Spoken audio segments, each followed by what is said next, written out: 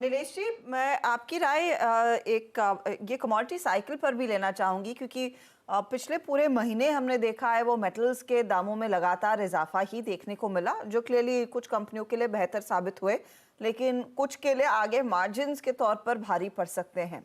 लेकिन इस सिक्लिकलिटी में क्या अभी भी निवेशकों के हाथ में और पैसे बनाने के मौके मिलेंगे? एक मेटल की साइकिल समझ पाना थोड़ा मुश्किल है। एंड इस बार एक तरफ आप देखें तो ग्रोथ कम हो रही है और दूसरी तरफ मेटल के दाम बढ़ रहे हैं।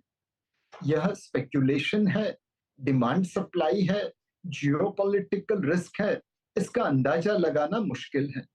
बट एक बात तय है, अगर मेटल के दाम इतने ऊपर रहे तो ग्लोबल ग्रोथ जो थोड़ी वीक है वह और भी वीक हो जाएगी और मेटल डिमांड के ऊपर एडवर्स इम्पैक्ट आएगी।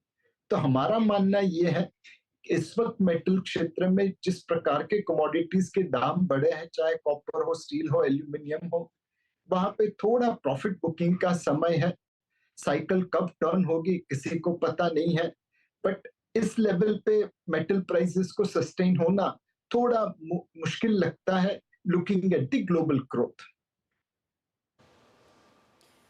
यहाँ पर एक और चीज नीलेश जी जो हमने रीसेंट पास में देखी है वो हेवीज वर्सेस मिड कैप्स, और उस पर हमने खूब चर्चा पहले भी की है। यहाँ से अगले मूव के लिए आपको क्या लग रहा है? दिग्गजों में ही सबसे ज्यादा वो पोटेंशियल अभी भी दिखाई दे रहा है, अर्निंग्स के लिहाज से हो या फिर बाकी के जो ट्रिगर पॉइंट्स हो? ये साल दिग्गजों के नाम ही है अब तक। तीन क्षेत्र जिसे हम देखें जिन्होंने अच्छा परफॉर्मेंस नहीं किया है, अंडर परफॉर्म किया है, वह है आईटी, एफएमसीजी और प्राइवेट बैंक्स। इन तीन क्षेत्र में ज्यादातर दिग्गज कंपनियां हैं और उनकी वैल्यूएशन डी रेट हुई है। उनकी इन्वेस्टर्स ने जनरली खरीदारी नहीं की है, प्रॉफिट बुक किया है या वहां पे नए नए पैसे नहीं लगाए हैं। अब अगर मॉनसून अच्छा होता है तो हो सकता है एफएमसीजी कंपनी को फायदा हो। अगर लिक्विडिटी अच्छी रहती है और ब्याज के दरों में कटौती होती है तो हो सकता है प्राइवेट बैंक्स को भी फायदा हो। और अगर वॉल्यूम ग्रोथ आता है आईटी क्षेत्र में तो आईटी क्षेत्र को भी फायदा होगा। ये तीनों सेक्टर की अंडर परफॉर्मेंस होने की वजह से वैल्यूएशन अब आपकी फेवर में है और ट्रिगर है मॉनसून के, वॉल्यूम ग्रोथ के या रेट कट्स एंड लिक्विडिटी के, जो इन क्षेत्र को सहारा दे सकता है। यह आज नहीं होगा वो सर्टेन है, बट आने वाले 6-9 महीनों में शायद इसमें से कोई ना कोई घटना घटित हो जाए। अगर ये होगा तो ये तीन सेक्टर चलेंगे और उनमें दिग्गज कंपनी का चलना स्वाभाविक है। तो ये सारे कारणों की वजह से मुझे लगता है कि large cap risk adjusted return wise अब सबसे अच्छा मौका दे रहे हैं। मिड और स्मॉल कैप में आपको बहुत सिलेक्टिव होना पड़ेगा और माइक्रो कैप और एसएमई में प्रॉफिट बुक करने का समय है।